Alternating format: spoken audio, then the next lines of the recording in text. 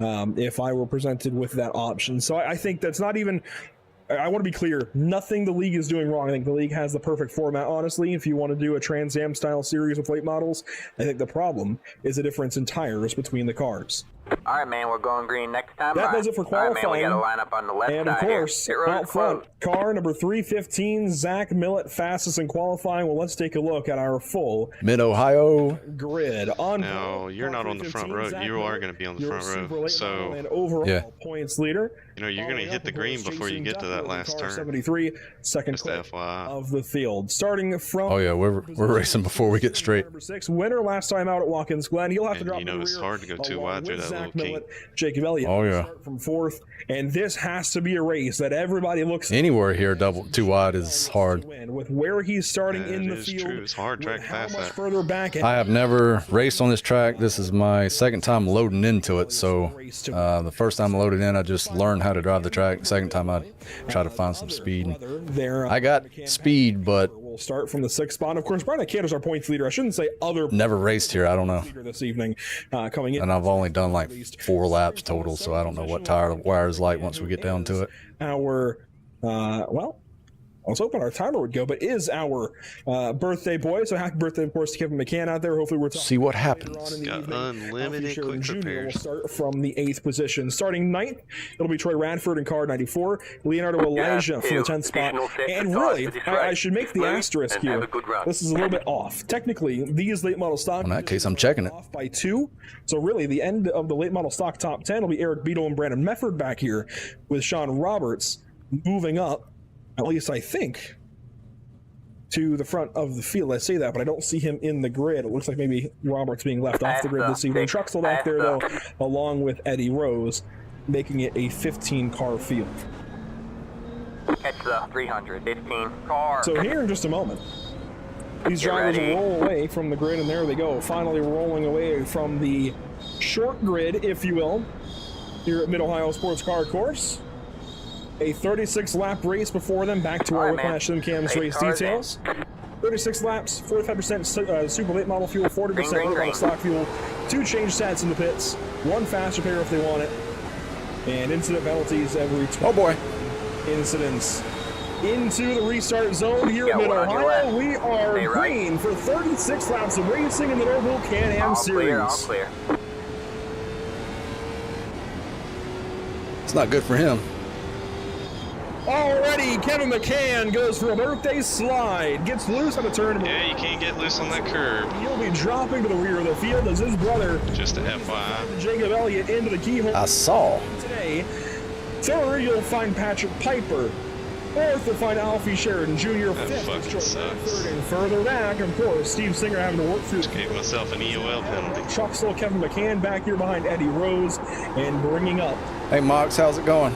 Already into China Beach, though, our race leader, car number 315, Zach Millett, way out ahead of the rest. No surprise there. Oh, that's Patrick with the IROC team. I'm not IROC. Scores and this race. Trans Am. He's behind me. The leaderboard there on the left side of the screen. That'll be how you track these drivers throughout the course of tonight's race. Zach Millett, though, out. I don't mind. It's Eddie Rose, man. You cannot get around him. Rear for this race because Spencer Torrance won last week. Takes both lanes. And that is why car 3. Sounds like he's faster than you. Largest margin of victories, I think, tonight that you'll ever see. No, he's just in this series. All over the place. Leading in late model stocks after. Hell, I just about did what you did. Don't drop it to the left side on that. What a race this could be for him. If he's able to stay mistake-free as he has just about his entire career so far in this series. Hey, Mox, that last message didn't come through. Boy, this could be a big day for him as well. Already you're seeing he has got something. The drop my rights off going into the turn like a dumbass, almost wrecked. That is out. Oh, my trophies. Yeah, man, thanks. Great start. Sure. Regardless, Alfie spun around there out of turn number. Yeah, that was a heck of a season. Meanwhile, an update to car number 6, Steve Singer here on lap number 2, down the backstretch into turn number 4, China Beach. I don't know if tire saving does anything here, but I'm trying it. Elijah. Jacob's way fast, so enter the S's at Mid-Ohio Sports Car. I ain't even worried about really passing him. Track. And already Steve able to outbreak the 43 kind of. Oh, it's nice to hear Mox. Here we go. Into Thunder Valley here at turn number 9. He makes the pass, goes on through, and Steve Singer moves into everything other than that going all right, though. Quick work on the 43. For that problem is Brandon Mefford. That is not at all where I would have expected a race car to be, but as always placed, number 83 is out in the weeds. Looking like those street stock drivers last night at Mobile International. That is way out there for Brandon Mefford. Let's take a look back and see how we got there in the first place. Here's number 83, Brandon Mefford out of Indiana. Oh, just overcooked it into turn 9, went straight and just caught that barrier. I don't think there's anything he could have. Good to hear. I bet that was I really very stressful. Could have done anything to keep it out of the barrier at that point. Let's get a look on board here. Brandon Mefford into the braking zone for turns 8 and 9, and yeah, he just gave it one too many bits of throttle, if you will, and off into the barrier. Once you're along for that ride and you go over the crest of the hill there, there's really nothing you can do but hang on. All right, man. And, good luck. Just unfortunately gets a lot of damage out of that. Mark Trucks. Hey, Neil. Now by Kevin. Where you at tonight? Practicing for IROC. Almost at home in the GT1s and Radicals that we've seen here for former iterations of series with these particular drivers, but this season in late model stock taking things. I try. I think things will turn around though these last few races, get us some more familiar circuits like Mosport next week. Got your spreadsheet put together, Neil? Oh, something happened to Patrick behind me. By Alfie Sharon Jr. The car in P1. And Steve Singer is now working on Troy Radford. These drivers wrapping up lap number 3. Damn, he just turned a .6. Between these two cars. He ain't tired of saving. Second. That's qualifying time. This is a long race for these guys, especially with a lighter car. Damn, car and me just did it. It's just a matter of attrition, and that's something that definitely sets in. Who did it? Car in front of me, America. Eric Beadle. Yeah, I'm staying off of it. It worked in practice. It ain't working now though. It's yeah, he just lost it right in Apex. Close quarters, and I think just like I did. Promotes a little bit of contact, promotes a little bit of hard racing sometimes. It definitely makes it tough as there goes Steve Singer straight on by the 94 of Troy Radford thanks to the draft on the backstretch into China Beach. Of course, fixed setups. Steve had to set that one up and did so nicely. Loose there out of turn 4 though. And I do wonder if these cars are a bit more free these days than in past races. I don't think tire saving's doing anything. Seeing the late model stock cars hang out the rear end today and go. I said that last time I tried that at Watkins Glen. I think Mid-Ohio traditionally takes less cars usually in a league setting like this than other tracks like Watkins Glen, even Mosport next week. Damn, oval driving has got some bad habits on road, I guess. But we're seeing that this evening. So what this means is we have very much an attrition race on hand. These guys have got to be absolutely perfect over the course of 36 laps, because if there's fewer cars, of course, that means there's fewer points, positions up per grabs. There's also a smaller difference between the top and the bottom of the field as far as points paid out at the end of the race goes. It also means there's larger gaps usually between drivers. That means it's harder to pick up positions, and those positions, of course, are harder to come by as far as the points. So it really is a very, very difficult kind of race when you open up Mid-Ohio and see, oh man, this guy couldn't make it tonight, or this guy had this going on and isn't here, or it's on the track yet, or whatever. You open up a race like this where it's good to hear that. From the get-go, an attrition kind of day, we're going to see these. He's probably driving pretty hard trying to catch back up. Patrick Piper. I ain't got slick yet. This is going to be a matter of wait. Let the race come to you. Let the track come to you. Simply take it one. I ain't got slick yet. I'm tire saving. Don't get too far ahead of yourself. Especially do not burn. But Jacob's 3.7 in front of me. 4-second gap between Elliott and McCann for first and second in late model stocks, and nearly an 8.5, 9-second gap between Zach Millett and Jason Duckworth in Supers.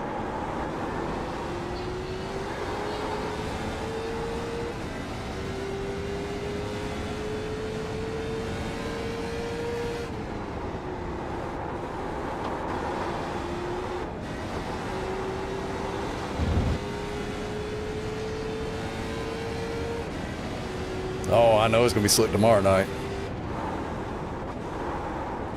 When you have to lift in the tri-oval, it's slick. As these laps go on, trouble. Eddie Rose in the back, position number 12 in class, and I highly doubt that race is gonna go caution-free. Method had an issue for the track bar media, number 88. Unfortunately, leaders will be around here shortly to lap the number 88 here of Eddie Rose. But let's take a look as to how we got there in the first place. Racing with Brandon Mefford, oddly enough, and does the exact same thing, just a little bit differently. Oh, I don't think that's any better of a way to do it, though.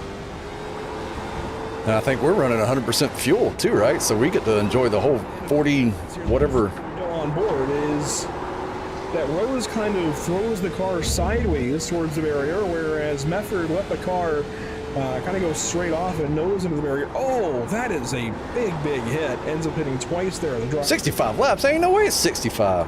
That is a really bad spot and really bad way to hit that wall. On a tank of fuel? This is a really big impact. The leader just did a 1 minute 29 even. I don't think you want that at all. Oh, is it 65? Okay, that helps out a little bit.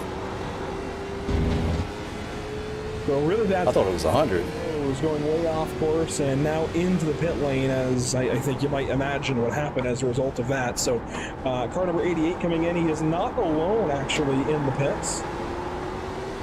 At least in having come to the pits. I think he's already at 21 incidents. That's crazy. We only get 2. With Sean Roberts. I say that, it looks actually like he might have just started from the pit lane. Although it's a little bit hard to say the way telemetry is presenting it as, oh boy, car 78, don't tell me this. Looks like you're holding a pretty even gap to him. Cam up. Oh no, okay, no, it's not. It looks similar. That's down to the carousel. It's an odd place. He just had to pass a super. Take a look at it, of course.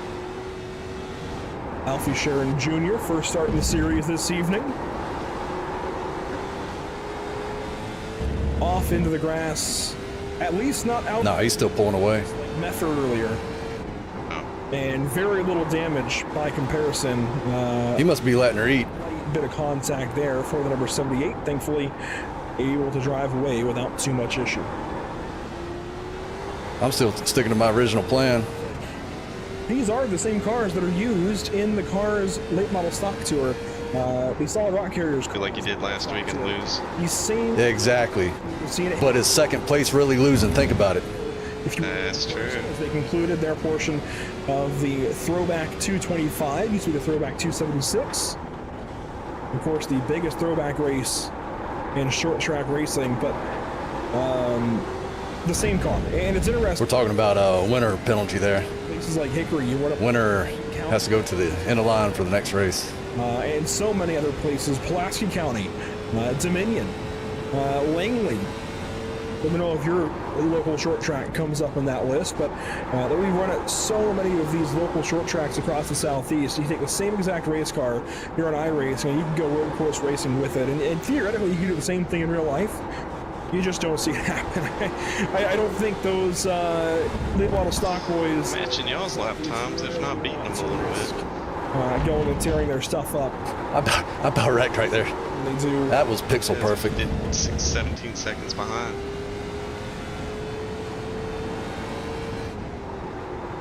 Was watching Jacob Elliott. I do want to say this guy has my rear tires are gone. Amazing since joining. Oh, that's good to hear. I haven't lost mine. Aggressive. I just about looped it coming out of the turn. Exact. And his racing with. That's what I've been saving. But Jacob is still pulling away.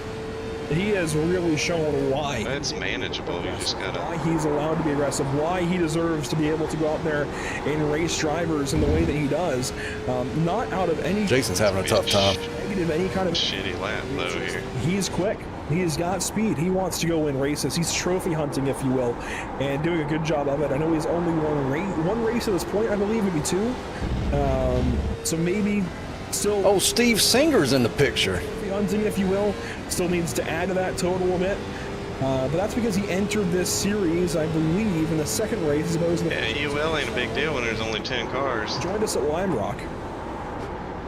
And It was a big ass deal when there was 22.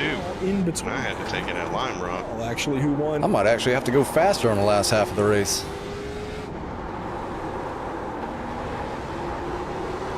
I'm pretty sure the McCann brothers each have a win. Steve Singer has a win. Jacob Elliott has a win, I believe. Each 4 of the races that have been run so far have each gone a different way, with those 4 drivers each grabbing one. As Brandon Mefford has a problem, goes off track a bit and loses a spot. Oh, very much the opposite, actually. Sean Roberts off track at a turn number 1. And this guy said in the league Discord chat that he was having some trouble with brakes, and oh no. Well, Now I got to pass the Super. This is going to be interesting. might have been a little hard to see there from the drone wide angle, but what we've just seen is a very, very painful mistake from Brandon Mefford. Loose in turn. Steve's catching me. He's going to pass me. Gets loose off the curbing and spins right into Sean Roberts, who was just trying to leave the pit lane. Can you believe it? My goodness. On board with Sean Roberts here as he's just trying to leave the pits. And here comes Mefford. You never even see him. You never even see him. That is so unfortunate for the 66 car.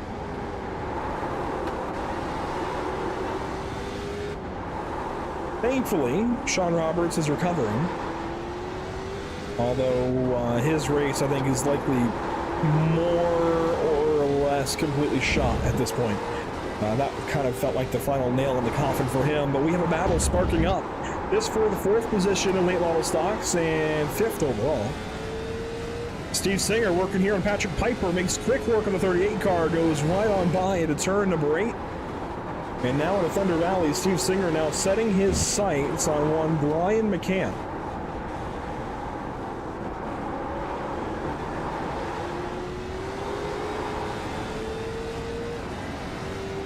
The gap currently about 1.5 seconds between those 2 drivers, and it kind of ebbs and flows, but one thing that's going to change it is this battle here. McCann working on Jason Duckworth. Duckworth, of course, in the Super Steve! straight line speed, but in a situation like this where Brian McCann needs to get going to try and save his 2nd spot, he's going to be a lot faster in the corners. I was wondering when he was going to come up here and That 73 car. show me how to drive. This has been tough to manage. We've seen this right back to that conversation about Jacob Elliott back at Montreal, where we saw him be very aggressive with Spencer Torrance. Now you see that 73 gets very small up ahead of the number 3 car here with Brian McCann. Pulls away on the straightaway, and I guarantee you he'll catch back up through the Steve's coming for you. rest really of this. Oh, yeah, he's got me 100%. 7, 8, 9, 10, 11, and 12. All the way back around to the front stretch.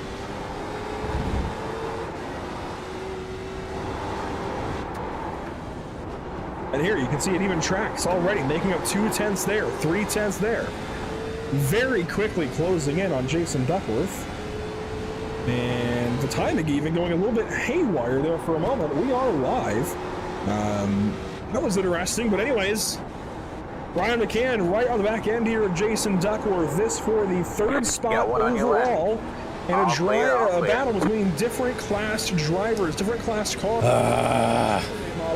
McCann in a late model stock, and McCann's trying to force it there on the inside of the carousel. Couldn't make it happen. Here comes Steve Singer. That's what you've got to be careful of. You might want to take an opportunity as soon as it comes to you, but then you're going to open up an opportunity for somebody else.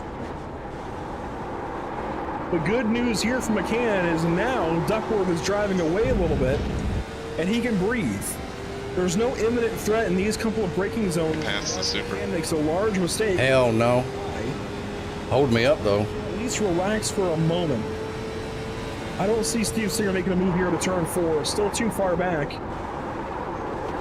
If anything, it's going to happen around turns 8 and 9 if Singer's able to make up that much time. And quite frankly, that's going to be tough to do as they go down through the gears into 2nd gear through turn 4, 1st gear here at turn 5. Great attack there at the corner for McCann. Should I pit here? Now turn 6, bottom of the hill, beginning of the S's. I think I might just pit. And you can see they're reeling Duckworth back in. How does Singer approach this? Obviously, a great opportunity to try and use him as a pick. to get by the 3 car of McCann. But don't look now. Piper's still in this conversation. He's not far back. Only about, well, a couple of seconds, a little further back than I thought. And here we go. Comes to Precipice once again through the carousel where they catch up to the 73 of Duckworth. And McCann is going to be smart here, and he is. He runs into the pit lane. What a move. 3, 2, 1. Right here. Wow. If Brian McCann saw that while he was pitting, I'm sure he is livid. At least I would be living. I would be frustrated right now for 73. Because as soon as McCann... I did not. I don't know if he caught it there in the background of the shot. As soon as McCann... Taking right. Let's see what it'll do. Two did the 73 in a different way. I still had a gallon something and 40%. I didn't know if that was going to be a time penalty or not. The 6 car of Steve was by about 2 seconds. Corner that Brian McCann had tried to pass the lap prior. So wrapping up the pit stop. Good to hear. Brian McCann now back onto the racetrack. Plus, I was only 92% lowest. Seconds fuel only for the number 3. A very quick stop. Now I gotta rip off some laps here. Patrick Piper also pitted there. 10.83 seconds for him. Fuel only there. Oh, I got a ton more grip though. And Kevin McCann taking a little more fuel. 13.6 seconds, but no tires for the number 33 car from what I can tell. Unless he took less sides. And those 3 pit stops all happening on the same lap. Kevin McCann now, by the way, 10th overall, 8th in class, has some work to do after going to the rear very early in this race and having that birthday slide on lap number 1. It was worth it just for this out lap alone. Really? Yeah, it was like being on a brand new set of tires. Of course, Duckworth. Which side? Steve Singer means the 6 car making up ground ahead. This is a left-dominated track, ain't it? Oh, I see what you're doing. Lapping a little bit faster. Last lap, about a 10th difference. Actually, no. Last lap, Singer was slower. I was looking at this a little bit wrong. Elliott's got the faster fast lap. But this time we're going to be short pitting. I didn't think about that. I mean, short fueling. Jacob Elliott's got this race. Oh, yeah, that's true. As he executes perfectly on pit lane. Doesn't have a slip-up. Doesn't let a lap car get to him. I don't see how the 07... Damn, that sucks for me then. ...this race otherwise. Oh well, Steve was going to pass me anyway. A really, really wonderful day on hand for the 07 car. Mark Truxell in the pit lane. The car in front of me taking service and up about 4 seconds on him. I wonder, no way he took off 4. 5. Would have been a bigger gap than that. Got that any time and the leader get out and away. It looks like maybe somebody potentially saving fuel. Couldn't quite tell, but I heard a very different engine note going by Mark Truxell that time. Regardless, we have a race leader into the pit lane. Here comes car number 07, Jacob Elliott. Coming in for his first bit of service in the number 07. Yeah, I probably should have took lefts. Singer, tonight's pole sitter. A little bit late into his box, just gets the lineup right, unlike another 6 car today. And Elliott down and away. Elliott's pit time. Let's see. I could time it just right to where. No, I can't do that. 12.05 seconds and a slow exit from. I'm just screwed here, I think. Singer definitely has some work to do. Of course, Steve was your pole sitter tonight, but oh, I got 2 tires on the curb. It's quite a ways now, 9 seconds. As soon as I did, I let him throttle. Number 07 car. There you see the number 3 of Brian McCann. Troy Radford now. Turn 1 there. Leonardo. Yeah, I think I screwed up not taking tires. That's unfortunate. Out of the pits now. I don't know, my lap times are what they were. Another lap around the course, no pit stop. Maybe a little bit quicker, like 3/10 quicker. If Brandon I lost like 2 seconds. Race, it would be very, very difficult to do in a late model stock car. At this point in time, if you haven't pit yet, you've pretty much made your bed and it's time to lie in it. Meanwhile, in Supers, here we go, pit stops. And Zach Millett into the pit lane. And we should see Duckworth come on through the next time as well.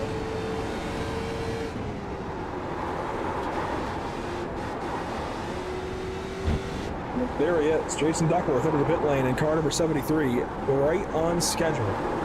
And so this will be a 2-stop race for the Supers. I think they tried to look at the viability maybe. That's Steve! But it's not going to happen. I bet Steve took him. All right, Stop man. there You're for back Zach in second. Millett. Duckworth will be doing the same, I'd imagine, actually. Yep, there we go. Late on the jacks, but the number 73 does go. Yes, I bet Steve took him. He's behind me, about ready to pass me. There you go. Leonardo Elijah in the background coming down the pit lane. Car 43 coming in. That's an important pit stop or the final double. Oh, look at that. The late model stocks. Big difference. Just awaiting the number 83 on board with Mefford here. Shit, I should just let him go around so he don't spin me out. Waited this long.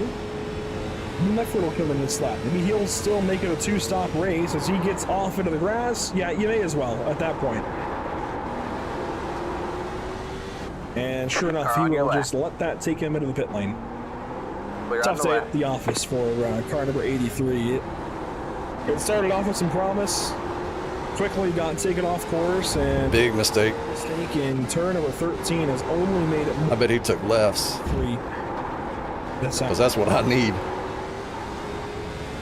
Yeah, I think left sides was the ticket. He blew my doors off. That leaves Zach Millett out front of everybody this afternoon, this evening, whatever you want to call it, at Mid-Ohio Sports Car Course, nearing halfway. And it's a 2-second gap between the two class leaders. We'll be right back after a quick Pit Stop TV side by side. As long as Patrick don't run me down, I'll still get podium. I'll be happy with that. How many laps can you do on a tank? 14, 15? Yeah, 15, I think.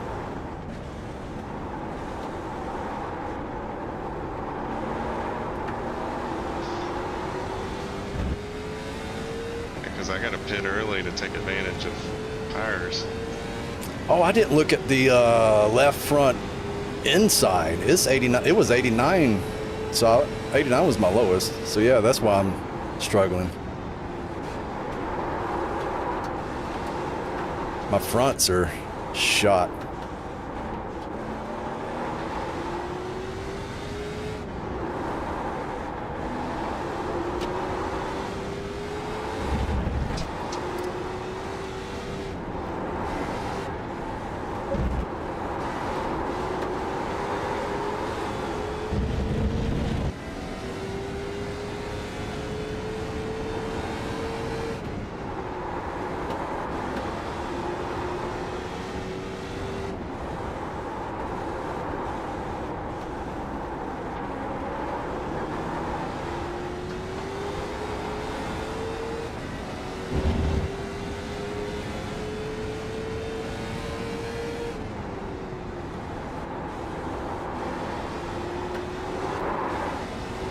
God, you want to get close there, but you can't get too close.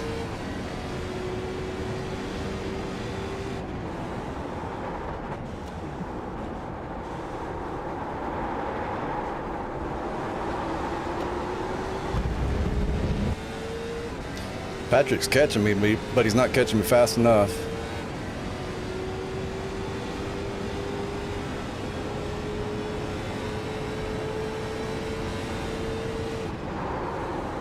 Somebody wrecked.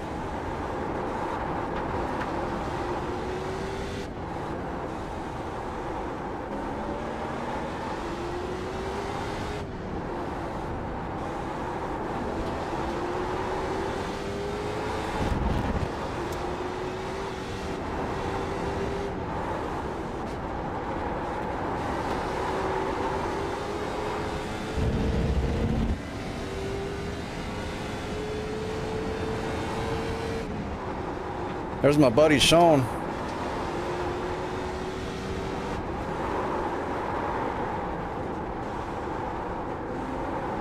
Sean has wrecked me in half the races so far. No, 28.71. I wrecked him in the first time. Then he wrecked me in the third race, I think. So hopefully we're even now.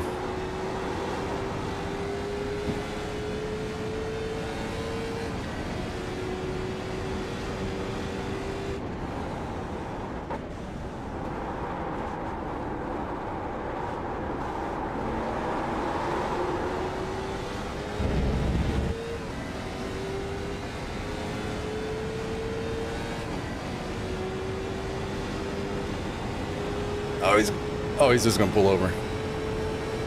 Go left. That was nice of him.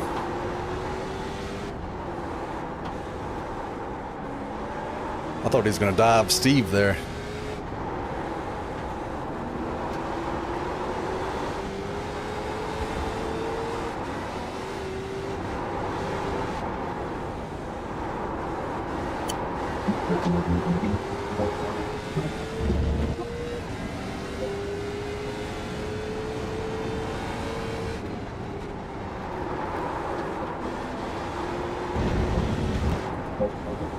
Hey Brian, thanks for the like. Uh-oh. About run off the track there.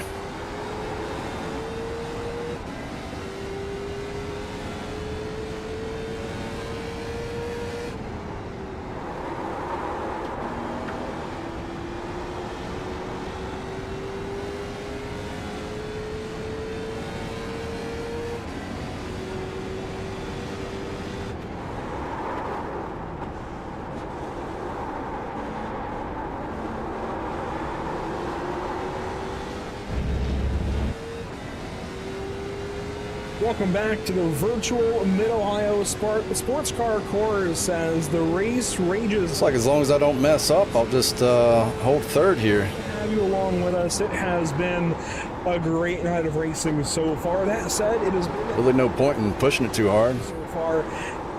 Zach Millett walking away with the race lead as he so often does, slinging it out there through Thunder Valley here in Lexington, Ohio. A big-time race in store for car 315, as always, in the super late models. Always so good here in the Noble Can-Am Series. Walking away with this one, 10 seconds back to Jacob Elliott, your late model stock race leader. Car number 07 has been great this season. Really showing where that speed comes from.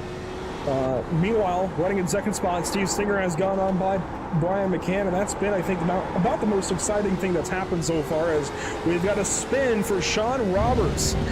Very tough spot of race. That crazy wide I did that one time was faster. McCann, and that exact moment also goes by Patrick Piper. We'll go back and take a look at what's just occurred to Sean Roberts first, and then kind of give you a rundown of how things... Kevin got around Patrick. Something happened to Patrick. Passed up. You're into turn number 9. You see the 66 get loose. Piper kind of crashes into just a little bit there, and there goes Kevin McCann around the left side of the 38 car. Gets that spot away as the 66 takes a moment to get back going, and finally does so, heading back into Thunder Valley. So a troublesome day for Sean Roberts at the office, but let's take a look at what we have. What happened to Patrick? This week here at Pit Stop TV, we're taking a look at here. We came around that blind right-hander, and there was a super just spun out right in the middle of the track, and he hit him. Short Track Mondays, continuing on. Oh, I saw the super on the broadcast spin. It has been so much fun. Legend. Yeah, just, you know, blind right-hander. We didn't even know he was there, and Patrick just flat out hit him, got stuck on. First, the Cars Tour just ran there. That sucks. Doing some legends around the racetrack. Virtually should be a lot of fun before we throw some late model stock cars around there. Yeah, I had Then Wednesday evening, 3-second loss because I had to slow down so much. TV. We ran season 5 earlier this year. Season number 6, bringing the Gen 4 Cup car.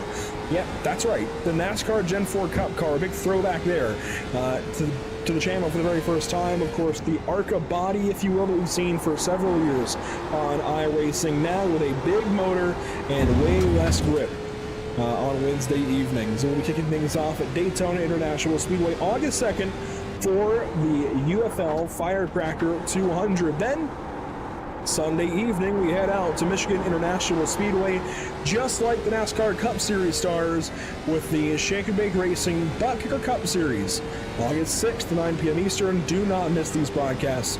We've got a lot of fun coming up the rest of the week. Of course, make sure to follow us on social media. Make sure to also check out our partners. A lot of people make these broadcasts possible. Flash Media, SimCams, ATVO, and CC's Business, all doing so much for us. Eddie on track. I mentioned there wasn't a whole lot that He probably got turned around in front of you. on, and that's the truth. One thing that's happened, though, is Sean Roberts taking his fast repair and getting back out on track here shortly. That's a good thing. Another thing that's happened is Eddie Rose having some big-time trouble, and now off course again. Has been a rough day here for Eddie Rose. Off track a whole bunch. Finally his way back on course, though, in car number 88. Also, Eric Beadle has retired from the remainder of this race as of about 12 laps ago.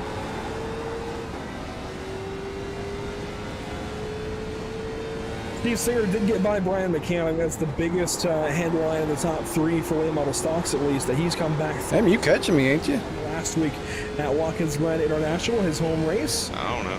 I know he's 9 seconds back of Jacob Elliott, but he has been keeping that margin right where it is. I'm going to get to you, though. 0.8 to 9. Yeah, you got to catch me by almost a second a lap. Has been phenomenal. Yeah, that ain't this car. I don't know if there's really anything he can do. You are catching me, though. 8 seconds is a lot to just make up. But this is at least keeping some level. By half a second each lap. Just to not mess up. You can't give this race away because Steve Singer will. I just been out here driving like I'm going to get groceries. Opportunity to go ahead and pounce. I guess I got to speed up a little bit. 15. I guess that won't hurt. And as I mentioned earlier, while we were focusing on Milla and Elliott, this is a long race. This is 36 laps at Mid-Ohio Sports Car Course, about an hour of racing for these drivers. It's not easy to do that without mistake, and I think we're seeing that now. Talk about speeding up, and I catch half a second there just in a little part of the track. Back up onto the front. I think it was to show how slow I'm driving. Shifts into turn number 1, and loose, I'd imagine there. Just because I'm cruising. Well, a little bit.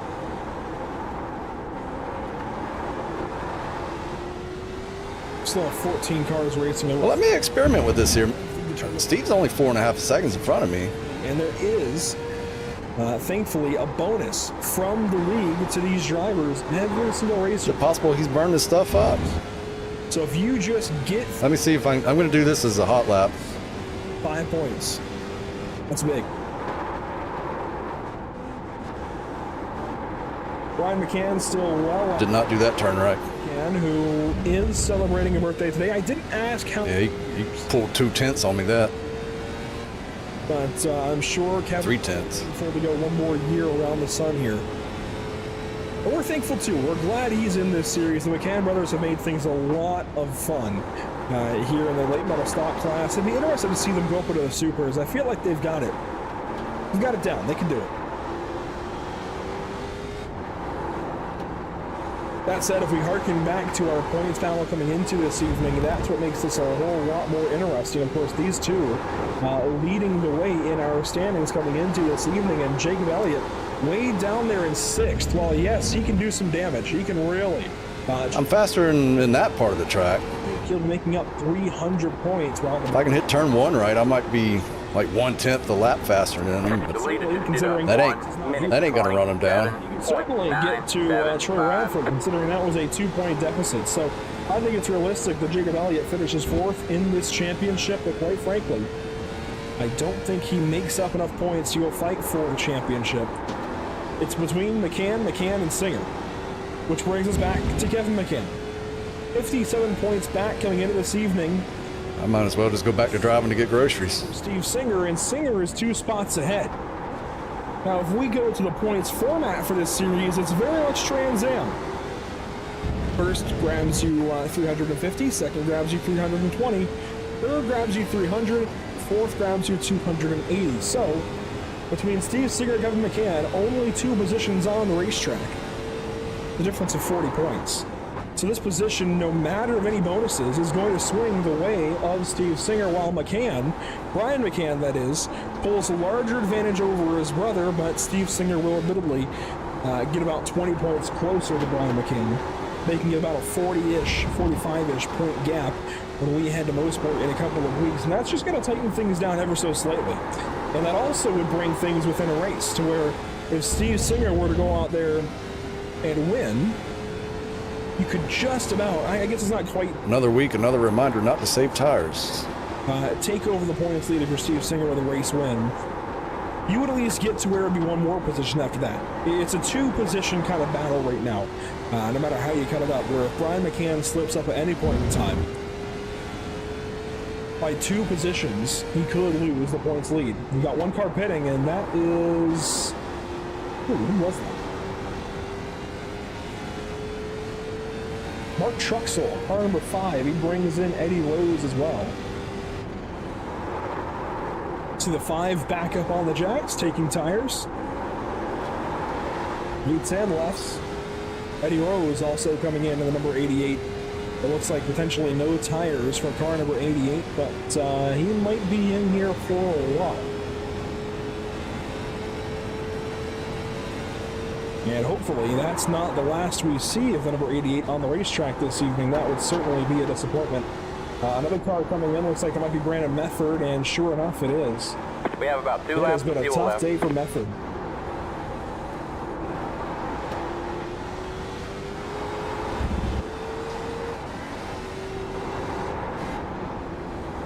There goes Eddie Rose.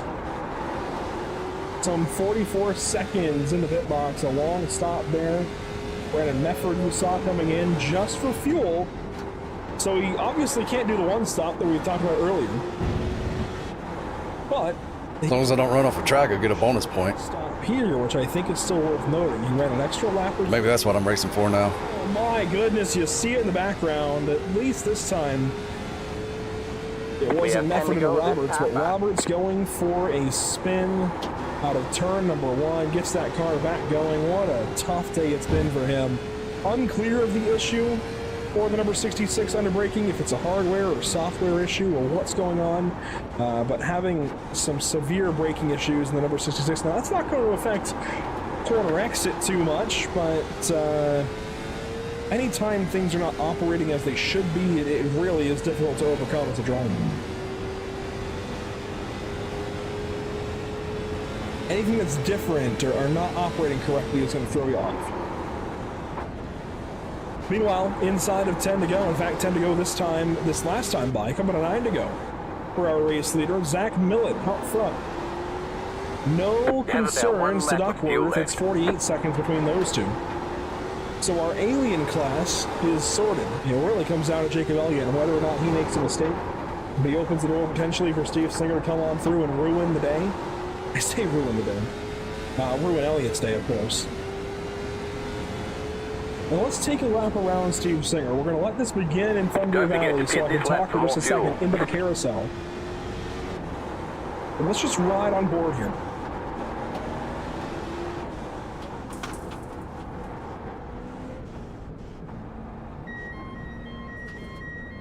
Pit box in 10, 5, 3, 2, 1. Right here. Forgot to open my little pit speed limiter beeper thing. That's it, go!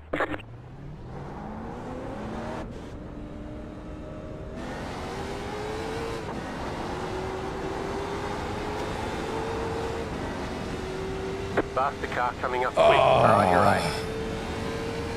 Clear on the right.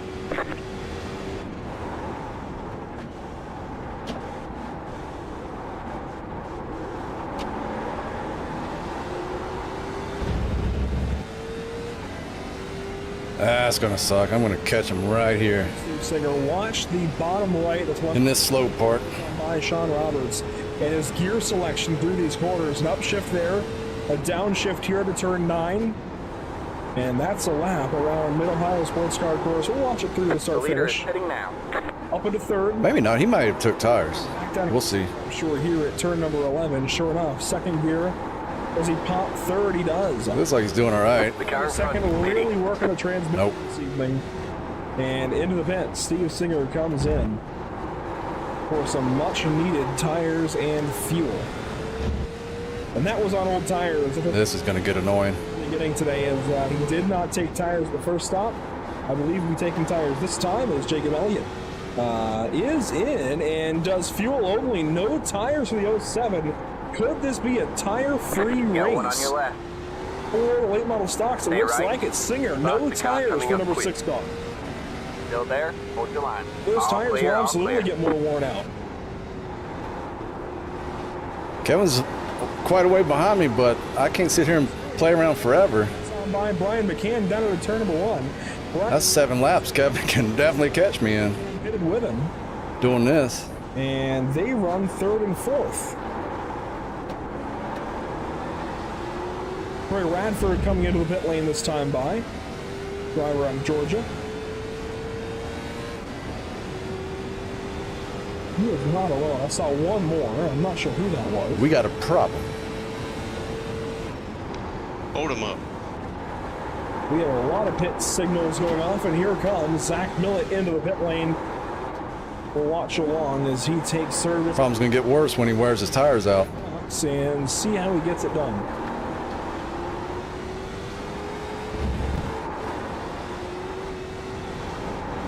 And he'll go up on the jacks. He'll take a full service pit stop, 4 tires all around. Kind of a no-brainer in the super late models, especially with a 50-second gap back to 2nd place. Who, by the way, is just getting into Thunder Valley. This is Jason Duckworth racing with Brian McCann. This could be a little bit difficult.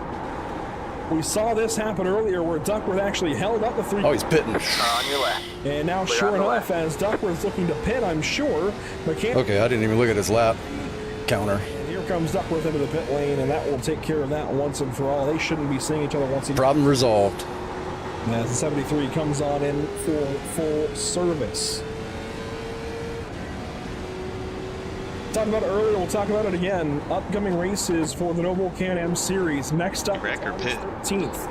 He pitted. I didn't even look at his lap calculator. One race we're missing this season, and That was lap 14 he just did there.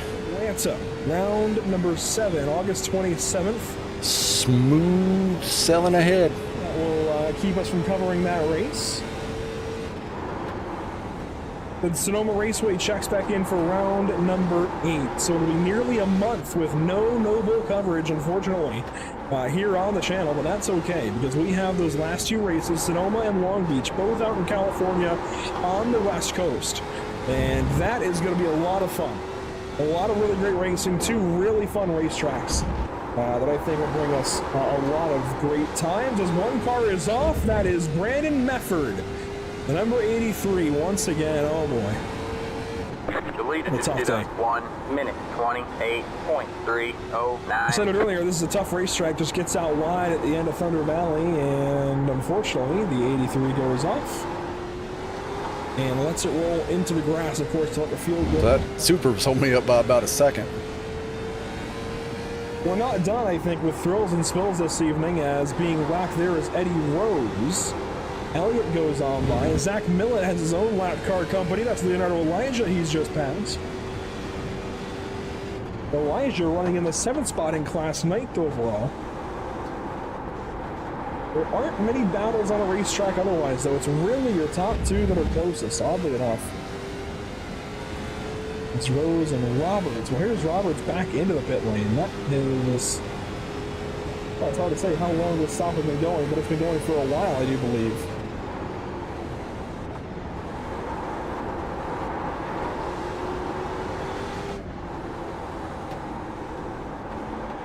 Zach Millett, though, through Thunder Valley this time by. It'll be 5 laps to go. 5 more times around Mid-Ohio. Just got some... Oh, crap. Car. Jacob Elliott, of course. Hit my wrong marker. Only fuel. That's the Lightning McQueen strategy for the 07, the 6, the 3. You come up over that hill in the wrong spot, you're going to go off track. That's what I'm trying not to do. Patrick Piper, who came in and took tires 7 laps ago. Bit of a different strategy, pitted a little bit earlier. Take all the bonus points I can get. That Oldsmobile-esque machine runs in the 5th position, just getting by Jason Duckworth in recent laps. Troy Radford, no tires that last stop. He's at least gotten closer to Patrick Piper, but is not there, and I don't think he'll be getting there this evening considering he's on old tires and Piper's on new tires.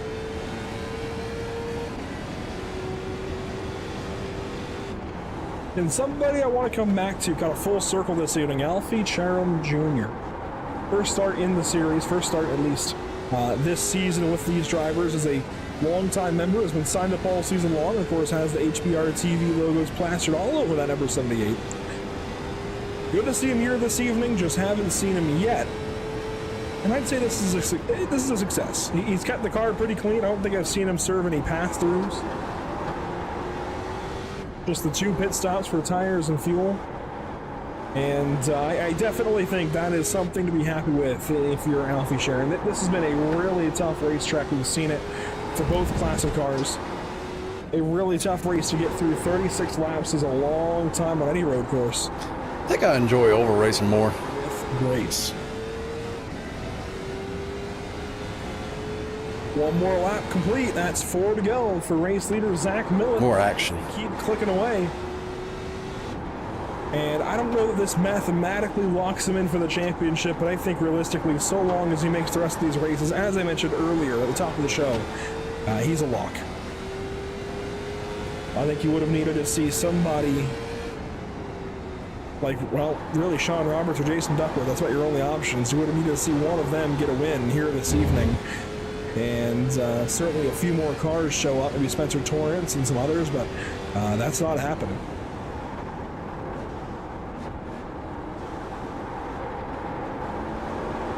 I mean, it would be better if you had like a lot of equal cars, all like lined up and swapping back and forth and racing real hard. But Jacob Elliott, he's now got. We just don't have that here. Steve Singer, everybody just gets so spread out. Machine. And the Team 53 setup sauce, Pontiac Grand Prix, if you will. Of course, that is a Camaro headlight package with just the Pontiac logo on it. Does look pretty good though.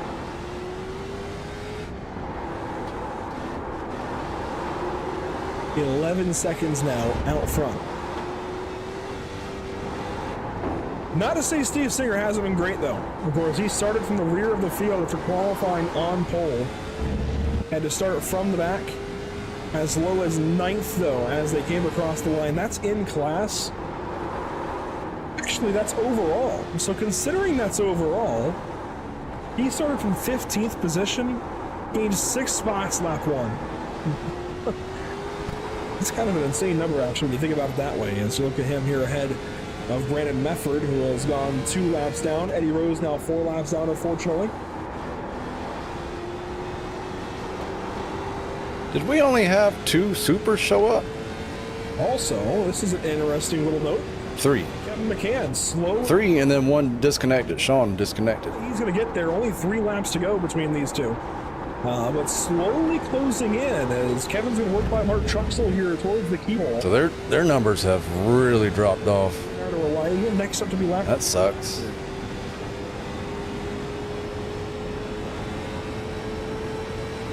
And of course, these two are working together, albeit muted in Discord.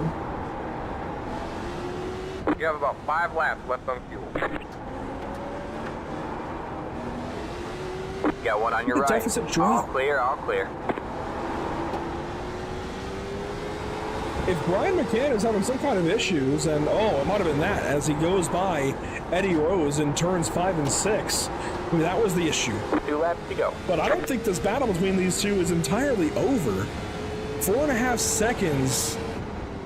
I mean, he just made up nearly 2 seconds now in about a half a lap, a little more than a half lap. Kevin McCann is who's off the track? Is that Steve? Oh, that's Brandon. Brandon. Some tires between these two. I looked up as a red and black car. I thought that was Steve. Only 2 laps to go this time by, though. Here comes Brandon. I got a little excited. There you see Brian McCann. Not that I wish Steve would wreck, but it would Kevin McCann. Make it a little bit more exciting. For the 33 car lets Kevin go on by. Kevin McCann continuing to reel in his brother in that blue number 3 just up ahead. This could get close between these two. Down to 4 seconds and closing. What a battle we could suddenly have for 3rd spot between a couple of brothers, the 3 and 33, your points leaders. And this would be huge in the standings. This would be an extra spot that the 6 car of Steve Singer could potentially get over the points leader, Brian McCann. If this goes the way it's trending, this could be very, very interesting. Now, I think Kevin might need another lap car to hold up the 3, to hold up Brian. But regardless, these two are going to be a whole lot closer together than I think any of us ever imagined, as we do have white flag out presented by Whiplash Sim Cams for our race leader. Of course, Zach Millett continuing these headlines. He's won every race but Watkins Glen last week. He's going to win again this evening. We won't call it just yet. He could crash. But boy, what a series of domination it's been for him all season long, as there's Steve Singer across the line and into turn number 1. Man, Jacob about 24 seconds ahead. This time not having to start from the rear since his win streak was reset. Steve 13. He's got to work for that UAV once again. Here you go, though, Kevin McCann, as Truxell goes off track in the background. McCann within 4 seconds. The gains have stalled out recently, but he's still closing in ever so slowly on the 3 car. Meanwhile, overall race leader, overall series points leader, and about to be a 4-time winner, Zach Millett. Well, unless something bad happens here, I'm going to get podium at least. Getting around. I have to go get a bit interview and explain myself. Lexington, Ohio, you have got a drifter and a winner all in one. As he hey, Mike, thanks for the like. And lights up the rears a bit through turns 12 and 13. Winner once again, Zach Millett to victory lane in Mid-Ohio. All the while, here comes Jacob Elliott through turn 13. Brandon driving it. Late model stocks once again. Second time this season. First repeat. He don't want me to pass him. Jacob Elliott. I ain't going to pass him. 7. Of course, I can't even get to him, so. McCann, how close are they? Oh, I got to him. It's not close enough. Spin him out. And stalling out this last lap here at Mid-Ohio Sports Car Course. Steve Singer goes through, finishes second. Brian McCann will come through and finish third.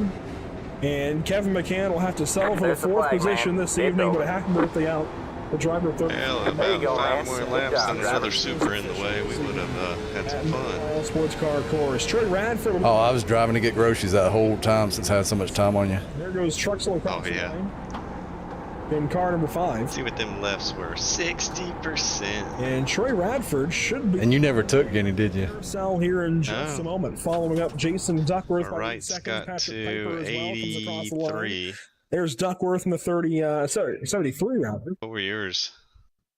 Are you looking at the middle number or the They will come on whatever the inside? lowest is. All right, 65 on the left front, 78 left rear. Well done there. 65 right front, 87 right rear. Gonna head to victory lane. No, actually 81 There right were rear. 15 as he There were a does handful so of times often, that and, after that boy, second long you straight, turn this into no ball. that right-hander you have to slow down a lot for. I just totally drifted from it Zach like Millett, 5 laps on the that. rear end out there, looking like it's a grid life event. You know, on accident. You were losing your rear? Yeah. Because I was just over driving it. Look at that. That is. I didn't ever really lose my rear any. Yeah, if you brake too late, and you know, with that brake bias, and you have to brake and turn, it'll just lose the rear, and you'll just like you'll get into like a 4-wheel drift just all the way around. Car 315 linking these drifts together at the end of the race. Oh boy, what a talent! Yeah, I can see that on this super late model and other road cars All right, too. Later. No matter what he drives, it seems like he's got it down pat. What a talent! Hey man, good win. Road course and hold on, that ain't talking. Can't talk. The mood has been all about Zach Millett with those sick drifts, if you will, but Jacob Elliott certainly deserving of a celebration as well here on the front stretch. The Team 50 good win. Driver lights it up. Turn 13 comes across the line and celebrates himself. Here good racing. Ohio Sports Car Course. Showing the rest of it showing the rest of us how it's done. Results this evening. Certainly a fun one. Hey, listen. Let's take a look here. Steve laid an ass whipping on us last week or 2 weeks ago, so 15 once again. Payback. Back to his usual. yeah, exactly. I truthfully didn't find it until the last 5 minutes of practice. Sliding up the entire scoring ticker here this evening. Jason Duckworth, though, 7th spot. And I don't even know what it was. It's just my lap times got better. Top 5 in late model stocks: Elliott, Singer, McCann, and Piper. Brian McCann with the edge over his brother just by about 4 seconds between those two, and 3 and 33. Yeah, I feel like that race just flicked by so freaking quick. Trucks will make up the rest of your top 10 overall. Test. It's Alfie. I think so. Test. In position number 11. Mefford there in position. Yeah, I think we should do another 36 laps. I think you're fucking high. Roberts, Eric Beadle. Hey, I didn't have fuel to do that. Evenings behind the wheel. That said, our drivers are ready to talk to us nice and punctual. I love that. These guys really get it here at the interview. Zach Millett already ready to talk to us, and what a night behind the wheel once again. By the way, great drifts there after the checkers. That was quite spectacular, but another win. That's good enough. 6 lap sled. You didn't have to. I'll check it afterwards this time, Zach. I'm sure that was nice. Oh man, I can get used to that. That was that was fantastic. Now, of course, you're back to the rear next race out at Mosport, and probably most of the races left to go. It's been a season of dominance for you. Is there any advice that you could give out to these super late model guys? Of course, it's a very difficult car to drive. The tires just seem to fall right off of that thing. What advice could you give to these guys that you're racing with? Man, if anything, I'd say just stay off the throttle. Those rear tires, if you abuse them in the first 3-4 laps of that stint, they pretty much they fight back the entire rest of the run. But if you kind of try to take care of them for the first little bit, they tend to last a little bit better. But I mean, these cars try to kill you every second. That's what I like about them. You know, they're really hard to drive, and I don't know, man. They make you earn it. That's for sure. Definitely going to have to earn it these last few races as well. Mosport is not an easy track to get around in any car, just like here at Mid-Ohio. Very fast, very challenging, and an older scan as well, meaning there's less curbing you can take advantage of next time out on August 13th. How do you feel about that for a super late model? Man, I don't know. I love the track. I haven't run these cars there yet, but Steve and I have both done quite a few truck races over there, and it's a great place, man. That track is just fantastic. So I'm thinking, what track is that? Is that the Canadian track? And, see what we can do coming from the back. Well, hopefully you don't have to drift at all during the race, but good job linking some of those together. That was pretty cool to watch in the cool down. Congratulations once again, Zach. Hopefully we're talking to you. I'm sure we'll be talking to you. Oh, the Canadian Tire, yeah. Next time out at Canadian. I like that track. Oh yeah, man. I hope so. Zach Millett with yet another race win. I think the most easily predicted win we've ever seen. But Jacob Elliott takes a win that he really, I think, had to drive away from the field and earn over the course of an hour of racing. Jacob, 36 laps. You were out front for every single one of them, aside from maybe 1 or 2 in the pit cycles. Really big time job well done this evening behind the wheel of the 07. How'd it happen for you? Yeah, I just want to say, first off, thank you to Team 53. I had Justin Laxon up crew chiefing me tonight, so he was a big help getting me calmed down there at the start and getting a good pit plan together. But yeah, I mean, it's just running a consistent race. Started out front with a good qualifying session and just clicking off lap times. And I'm glad you mentioned the start of the race. Like, that's something that we take for granted, myself especially, in these races. Very hectic starts, and of course, cold tires, bringing everything up to temperature. You're right on the back end of the super. Oh, that's right. Let's go back and look at Kevin's spin on lap all of that 1. How stressful is that to you as a driver? Yeah, I mean, it's definitely tough, especially when you have a good driver like Brian out there starting on your outside. I just wanted to get through turn 1 cleanly and get a good run down that stretch. That way I can stay out front. But super late models, luckily, you know, my Kevin just couple weeks they've been kind of dead. I think he didn't spin around and hit anybody. Small super field, and I think that really helped. And of course, it's going to be tough for you to drive your way into the points championship this season. I don't know that's going to happen with the race you missed to start things off. He just certainly make headway. That was like an instant spin. Is there any kind of points on your? He almost got a cut in there. I think if you drop your left sides off that second yellow line, it will give you a cut in race. So if I'm able to make it to the rest of the races, I'm going to be right there in the point standing.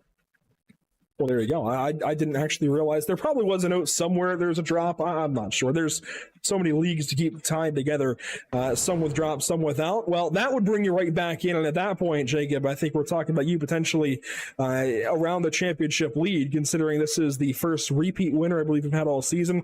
So, Jacob, pat yourself on the back there and go get them next week. Mosport coming up next. How do you feel? Honestly, I've done 1 race at Mosport. So we're gonna see how it goes.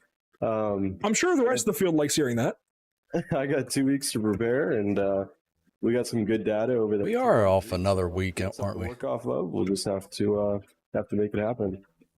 Well, congratulations once again, Jacob. I don't know why I said Justin there for a second. Jacob, job well done. Hopefully, we're seeing you in a couple of weeks. Yeah, definitely. Hopefully, I talk to you in 2 weeks. That's the hope. Well, now it's Steve's turn, I think. This evening in the Noble Can-Am Series, finishing second place over in the Super Late Models, Mr. Jason Duckworth. I went looking for him. Looks like not ready to talk to us this evening, but Steve Singer sure is. Second place in the late model stocks, and a little bit of a different race for you. You had to come from the rear. Jason's in there. You haven't. He's not in the waiting room. What was that like behind the wheel, Steve? Well, I was not really looking forward to the whole thing. I spent, I don't know, probably an hour's worth of practice early in the week, and I just couldn't get a feel for the place. Yeah, I had some pace, but not where I felt like I needed to be. And free race practice tonight, happy hour, same thing. And then even the first 50 minutes here in the main session, I was just not feeling it. In the last few minutes of the session, I kind of figured it out. I don't know what it is I figured it out, but it got faster. And I don't know, I went from there. I had a good battle with Brian McCann there for a little bit, but once we got clear of him, we started to put some distance, and it was just a drive after that. It was keeping all four tires on the track. Now, for clarification's sake, Jacob mentioned there might be a drop. Honestly, I'll be honest. A whole lot of leagues, they run together sometimes. Is there a drop week this season? I think there is at least one. I'll have to double check to be sure. I'm pretty sure I factored one into that, knowing that I wasn't going to be here for at least one of the weekends, or at least I thought I wasn't going to be. We'll see. But I think there is a drop. And that changes this points picture entirely. That brings Jacob Elliott in, and him getting a second win on the season, first driver to do so, that makes him a much larger threat just by going to victory lane. Of course, then he's got to start from the rear at Mosport in 2 weeks. How do you take advantage of that and try to put yourself back on top? Well, it's kind of hit and miss. It's more of a, the guy that wins, he's got to get that penalty and go to the back so he doesn't run away and dominate. But we've seen it in the past already that even going to the back, even myself today, I was still able to drive back up into P2. And the guys that win races in this series, they've got the ability to work their way to the front, even if it's starting from the rear or even pit lane. We'll see how things go in a couple of weeks' time. August 13th, next time out at Mosport. Have you turned any laps yet? How do you feel for it, specifically you? I like Canadian Tire Motorsports Park quite a bit, as they call it, Mosport and CTMP, whatever you want to say. But it's a fun place. I know me and Zach have got a lot of laps around there in the truck when there was some open racing that we did there. But I don't know. It's a fun place. I'm looking forward to it either way. It was a great truck track when NASCAR was still going with the trucks, but of course still a great Pinty Series track, always a lot of fun. Hopefully you guys get a little rough and tumble like the trucks used to do behind the wheel. Next time out, I'm sure it'll be fun. Congratulations. P2 for you. Hopefully it's one spot higher next week. Thanks, Andrew. Again, I want to thank, obviously, you guys for doing the broadcast, HBR TV for helping us out, Castle Products, of course, that S4 guy, agentdotson.com, and, of course, shout out to hbrshops.com. Absolutely. A lot of people making things happen for the number 6 car this evening. Steve Singer, second place. And the other second place this evening will be Jason Duckworth, who we have a chance to catch up with now in car 73. And Jason, I know it's a difficult day at the office anytime you unload these super late models. They have been a challenge all season long. What was it like for you behind the wheel? Oh, always slippery like normal with the super late model, easy on the throttle. And this time around, I wanted to take just one set of tires in the middle. So I was trying to take care of the tires to keep them to run. That last stint, which was a little bit longer, splash of fuel and finish and just keep the race car under me. There's so much elevation change, and with the super late model power, it's all over the place, but it's fun. And we don't have maybe as many blind crests next week at Canadian Tire Motorsport Park. But you do have two really big sweepers, a lot of elevation change. My force feedback was wrong. Especially with these. It had they're all over the place. It had a center in force on it. For me, I've only run now it doesn't in cars with downforce. So this will be a very interesting experience for sure. It's interesting. And of course, we know a lot of these drivers from past series that we've seen, whether it was past iterations with these drivers specifically or other leagues or what have you. Jason, what's your background specifically? You mentioned downforce cars at CTMB. That's a far cry from a super late model or a late model stock. So what brings Jason Duckworth to the racetrack usually? What do you usually run? I like running the Radical SR8. I like running the IndyCar. Oh, I can't say that anymore, can I? Yeah, and I mean in real life I do like to run my WRX at tracks like VIR and Carolina Motorsports Park. Just what I like to do. How close are you to CMP? I live up in Charlotte, so CMP it's an hour and a half away from me. I never knew. You're right down the road, Hickory area here. That's crazy. Small world. CMP is a great racetrack. Doesn't it need to be on iRacing?